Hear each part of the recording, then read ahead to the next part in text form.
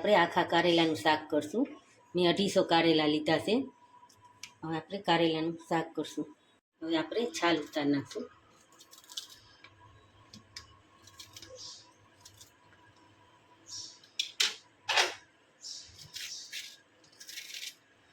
બધી કારેલાની આપણે આવી રીતે છાલ ઉતારી નાખવાની છે સારી રીતે.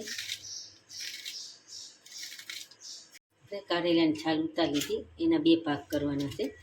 આપણે પાણીમાં નાખી દઈશું. એ રીતે આપણે બધા કારેલાની છાલ ઉતારી નાખશું. આપણે કારેલા સારી રીતે ધોઈ હવે અંદરના બિયા ચીરા પાડી અને અંદરના બિયા કાઢી નાખશું અંદરથી આપણે, એટલે કડવા ન લાગે આપણે. એ રીતે આપણે બધાય કાઢી નાખશું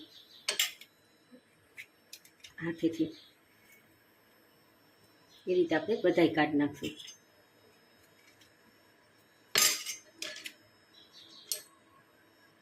બધાય અંદરથી બિયા કાઢી નાખ્યા. હવે સારી રીતે 3-4 પાણી આપણે ધોઈ નાખશું. આપણે મેં સારી રીતે ધોઈ નાખ્યા. હવે આપણે આનો મસાલો બનાવશું.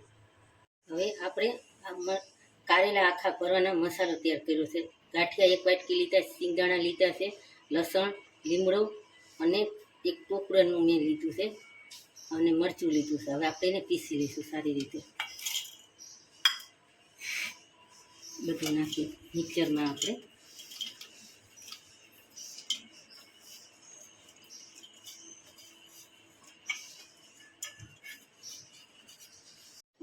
પીસી લીધું.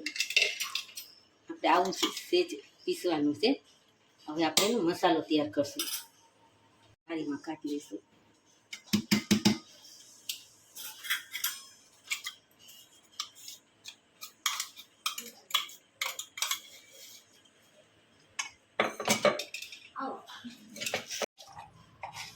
હવે સ્વાદ મુજબ મીઠું નાખશું. આપણે 2 ચમચી ધાણા જીરું નાખશું. આપણે થોડીક હળદર નાખશું. 2 ચમચી લાલ મરચું નાખશું. આપણે થોડોક લીંબુનો રસ નાખશું. આપણે 1 ચમચી ભરી ખાંડ નાખશું. આપણે બધું મિક્સ કરી દઈએ. આપણે સારી રીતે મિક્સ કરી દેવાનું.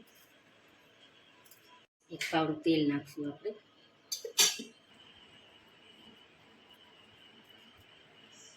એ રીતે આપણે બધાય કારેલા ભરી લઈશું. આપણે સારી રીતે દબાઈને ભરવાના હરખા. મસાલો સેજ અંદર આપણો સરસ મિક્સ થઈ જવું છે.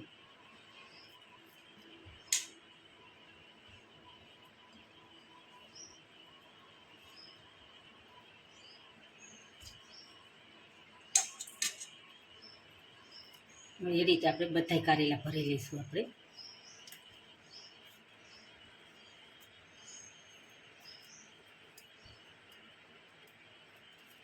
બધાય કારેલા ભરાઈ ગયા. હવે આપણે બાફવા મૂકશું. ગેસ ચાલુ કરી દીધું. પાણી આપણે મૂકી દઈશું એમાં બાફવા.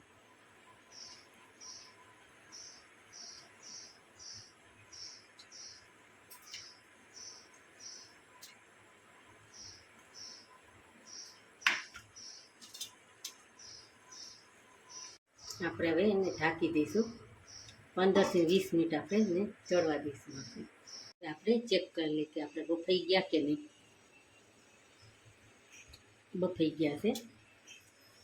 આપણે ઢાંકીને થોડીક વાર બંધ કરી અને ગેસ કરી દઈશું બંધ, એટલે અંદર બફાઈ જાય સારી રીતે. હવે આપણે હવે આપણે એનો વઘાર કરશું. હવે ગેસ ચાલુ કરી દીધું છે. આપણે વઘાર કરશું. એમાં 3 પાવડા તેલ નાખશું. આપણે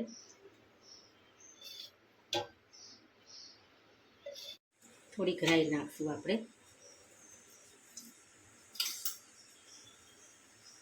થોડીક જીરું નાખશું. થોડીક થવા દઈશું. રાઈને પાકવા દઈશું. અડધી ચમચી હિંગ નાખશું. આપણે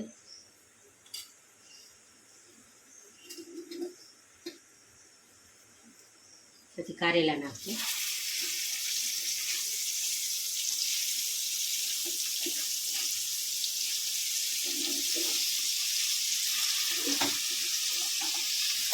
સારી રીતે હલાવી નાખીએ આપણે.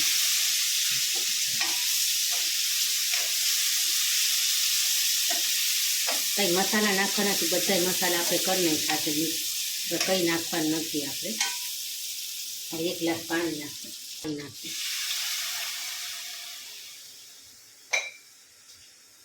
બસ થોડીક વાર એને ઉકળવા દઈશું, ઢાંકી દઈશું થોડીક વાર. હવે આપણે ઉકળી ગયું છે. હવે આપણે મસાલો નાખી દઈશું. આપણે જે બનાવ્યો હતો ને એ મસાલો નાખી દઈશું એની ઉપર.